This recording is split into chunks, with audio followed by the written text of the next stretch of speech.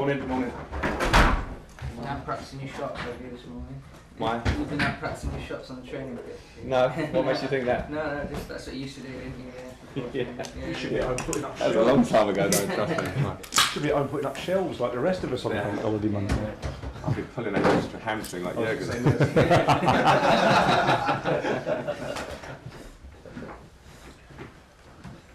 Okay, good morning, happy bank holiday, and Yeah, are you happy to be here? lots of smiles, which is nice. Very inclusive. Yep, we'll begin on the TV with Gary. Thanks, Adrian. Hi, Frank. Hi. Should we get some injury updates from you? I'll give you the names, or you can just go through. No, you give me if that's all right. Koulibaly. Yeah, out for a while still. Koulibaly, I'll get his name correct. Might help. Yeah, Cooley. Yeah. Any idea he went back? Or? No, I think it'll be a tight call for the season, to be fair. So he's working away. Bit impressed with him actually as a professional. He's doing his job very well, but unfortunately the injury was a bit of a tough one. Cucurella, probably another 2 weeks or so. It was a 2 or 3 week injury when he first did it a week or so ago. Mason and Reece, you know. Kai Havertz? Kai Havertz is in contention for the game. He's trained. Anyone else? I just wondered if there's any update at all on what you said regarding Reece James. No, Still same. the season. Same, yeah. Is this a game for Oba, given his vintage, his Arsenal vintage? We'll see. I've got Obo, I've got Kai, I've got David Fofana. I'm obviously not going to divulge the team right here, but he's fit and ready. Would the Arsenal connection come into your thoughts at all? Not really. I think it's probably well, possibly, because I think we all think sometimes a player going back to their old club gives a certain motivation.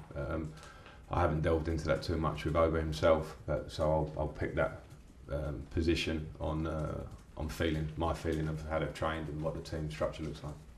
Given the run that Arsenal have been on, particularly the last game, and this is a cliche question, but that won't surprise you from me, is it a good time to play them, or are they a wounded?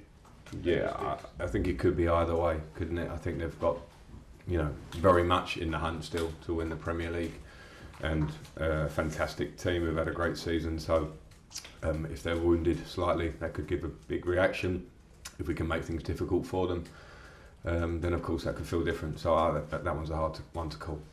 You say though they're still in the chase. In reality, do you think that they really are still in the shout of winning the title? Yeah, of course, there's enough games left for the element of jeopardy to be there at the top end and the bottom end of the table, I would say. So I think that they're fully in it. I think Manchester City has shown incredible form. I think we all respect that, but I think we also have to respect what Arsenal have done this year, and they'll believe they're still in it, and rightly so.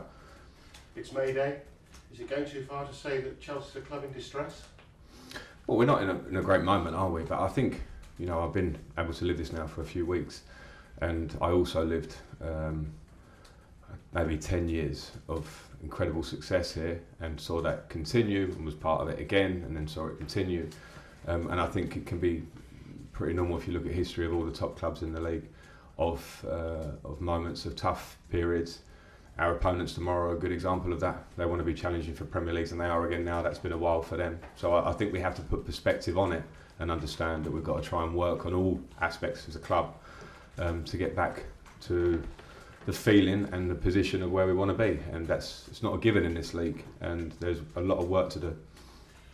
I'm not going to ask whether you're happy because you're a winner, so you clearly won't be happy, but you still relish getting up in the morning and coming to work. Absolutely. Everything that's going on.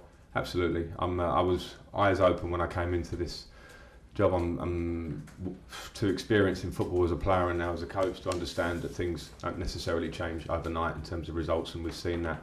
Our job is to work on performance and mentality of the group, training, to try and bring back good feeling firstly, but good feeling only comes with hard work, as I say. So I enjoy that challenge. I think it's, again, I was very aware of the challenges coming in, and I'm very proud to manage the club. I love being here, and I enjoy doing my job. And the reality of football is that your career will not be full of successes. People will always remember the successes, but part of the job is the tougher moments, whether you're a manager or a player. And you can't always control results, but you can control how you work every day. So I enjoy that aspect of it. Paul, PLP. You said, I think the other day, the players seem about 20% down on confidence, and you've just said about the great success you've seen here over the years. Have you ever seen players here, a dressing room here, so low? Well, I think they're low on confidence and they're also low on performance. So I think I shouldn't distinguish that and make it all about confidence. I think, as I keep saying, you can only work to get a level of performance to then bring confidence back. I've been here in periods at the club where they have had confidence has been low because nobody likes losing games. And I had moments here as a player where we dropped our standards as a collective and had to lift it. Fortunately, in those periods, when you look back over history, we managed to get it back through hard work, maybe level of the squad, whatever at the time. We changed manager a lot in some of those periods. So it's certainly not one to try and compare generations or eras. It's just different now, you know, in terms of the modern player, the squad that we have here, and what expectations are.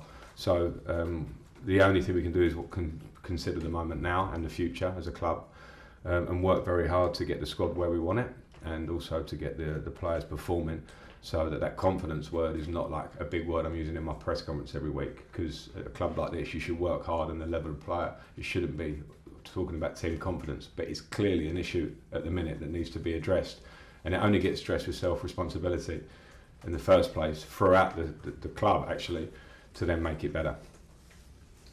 There was a moment at the end of the Brentford game where, as visiting fans do, they directed some taunts at you, which I'm sure you weren't aware of, but I thought it was very telling the way the Chelsea fans, as one, in a bad moment, they all essentially leapt to your defence, started singing your name and so on. And I wonder, even though you're clearly not enjoying results and things, how much you've enjoyed that connection again. Yeah, I've enjoyed it, and that's very normal. I expect that from Brentford fans. In a moment of good feeling for them. I said before and after the game what a great story they've been in the Premier League, so I certainly won't moan about that. I think they probably were just reminded by the Chelsea fans that this club's had a lot of success in the last 20 years, and they're probably trying to work to their version of success. Obviously the Brentford game was at home, the game before against Real was at home. I wonder how close, even though this next game's away, how close the first 60 minutes against Real is sort of a framework for what you could do at Arsenal. I think every game is different and gives different challenges tactically, so that will be different. But in terms of togetherness of a group that connected on the pitch, the first 60 minutes against Madrid was very, very good, other than the last bit. So we have to try and find that last bit as well, but we have to be connected and show the same motivation through the team and energy, because Arsenal are a fantastic team with very good players and a great team ethic, and that's what makes great teams. So we have to match that as a start, as we did with Madrid in that period, to try and get a result. Just finally for me, there's talk that because against City, Arsenal perhaps struggled a bit in the middle of midfield, Jorginho might come in. What are your memories of working with him? I like Georgie. He's a very, very good player, and was part of the team that went on to win the Champions League, and a central figure in it, I think. Good personality in the dressing room to drive the team, a good player. And if he plays, he's just another good player in that squad, and that's the options that teams that are challenging for titles have. So sometimes you can change a player and not drop the level, or in fact bring a different type of player in, and if that happens, then it's obviously something we've just got to deal with. That's right. Good luck. Thank you. Thanks, Paul. Thanks. Last question in the broadcast section, Liam Twimmy. Hi Frank. Arsenal made a massive leap in performance this season with probably the youngest team in the league.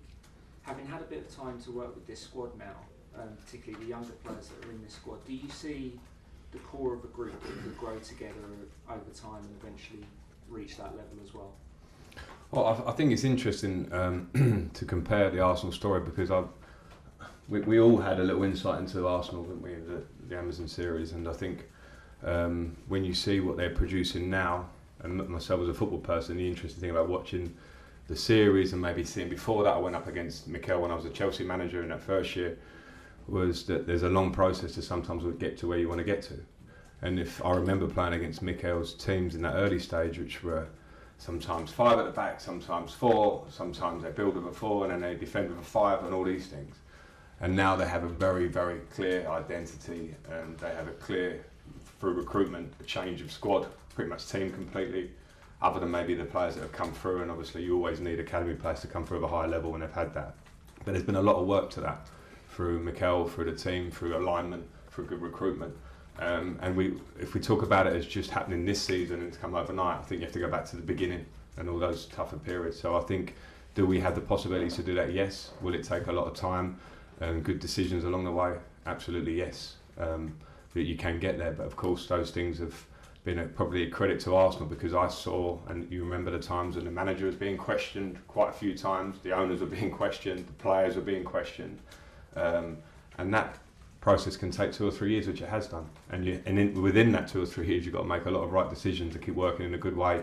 And to be fair, from a coach's side, I think it's a great thing to see a club stick with a manager when maybe at another club they may have changed manager 2 or 3 times. I think they're a great example of that done well, and a part of the answer as to where they are now, as I say, alongside very good coaching and good players.